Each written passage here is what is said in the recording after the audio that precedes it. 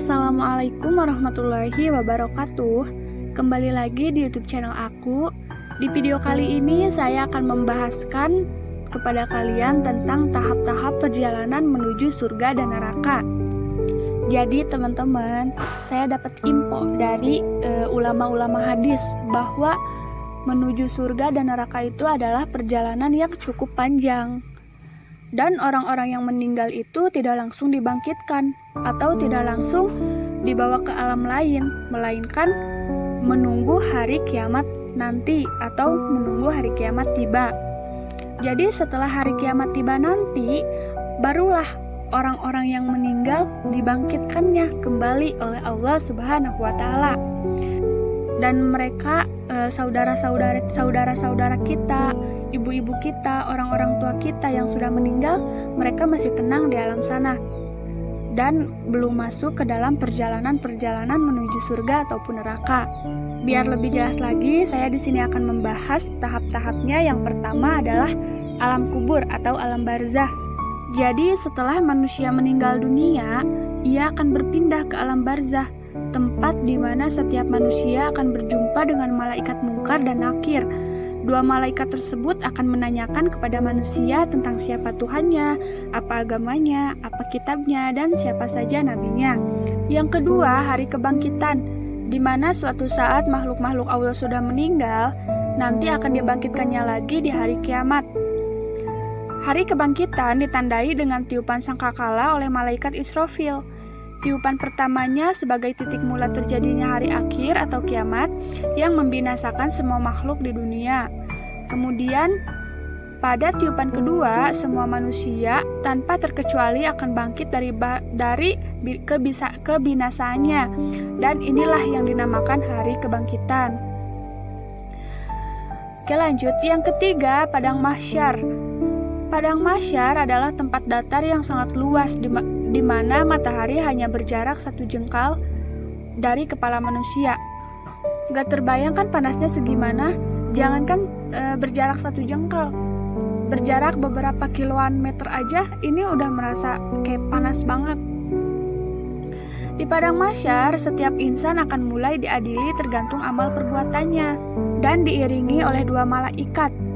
Satu sebagai pengiringnya dan yang satu lagi sebagai saksi atas semua perbuatannya di dunia.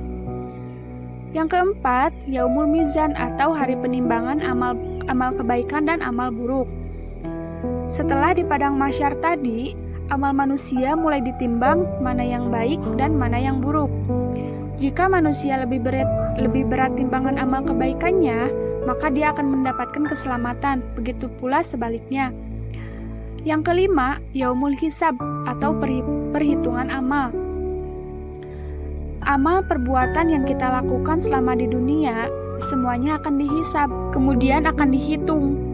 Pada saat Yaumul Hisab, Allah berfirman, sesungguhnya kepada kamilah kembali mereka, kemudian sesungguhnya kewajiban kamilah menghisab mereka. Quran Surat Al-Ghasyiyah ayat 25-26. Kemudian dari Aisyah bertanya tentang apa itu hisab yang paling mudah. Rasulullah SAW lantas menjawab, Allah memperlihatkan kitab hambanya, kemudian Allah memaafkannya begitu saja.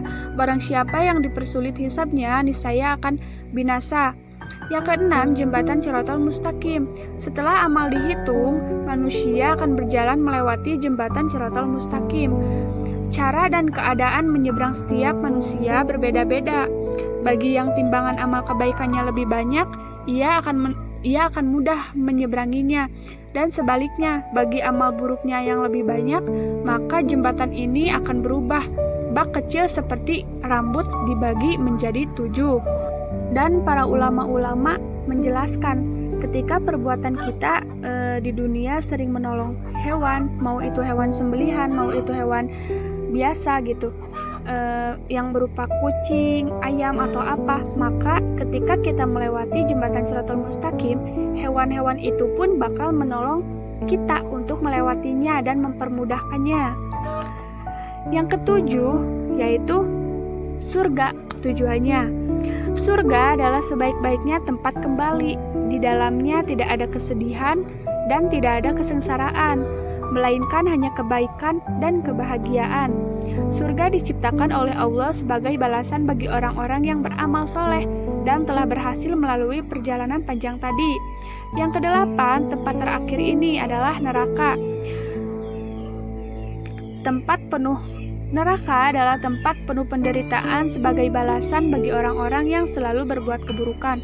Allah Subhanahu wa Ta'ala berfirman, tiap-tiap pintu telah ditetapkan untuk golongan yang tertentu bagi mereka. Quran Surat Al-Hijr ayat 44.